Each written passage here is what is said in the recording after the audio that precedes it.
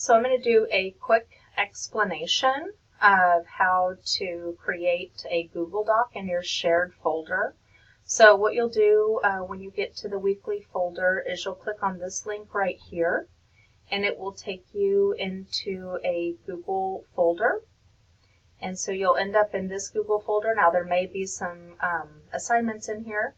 This is the document that explains who your partner is, so you'll need to be able to open that.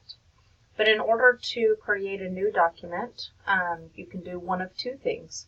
So make sure you're signed in as yourself, but you will go here and you can either upload a file if you have already created a Word document or some other kind of document somewhere else. You can just hit File Upload, and just like you would upload anything, you would go to your file, your folder, and you would double click on it and open, and it will place it right in here for you.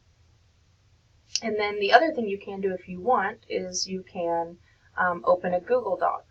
So you may want to create and share it for your peers, title it. I'm going to title mine Sample Paper, but you might put your name.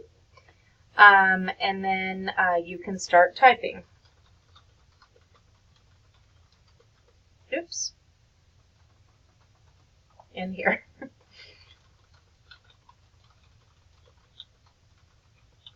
Okay, so when you're done with that and you click out of it, you'll see that it appears in our shared class folder. So it's as simple as that. Now, another option is on the share settings. If you want peers to be able to edit in it, they can, but just be sure that you have it set to anyone with the link can edit. If it says can view, then no one will actually be able to edit it. So you just want to make sure that it has that, and you just click right here.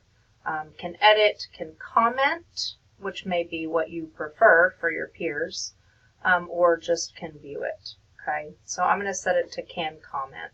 That way no one changes it, because you might want to make sure that you have a copy of the paper also saved on your desktop, so no one can make changes without your permission.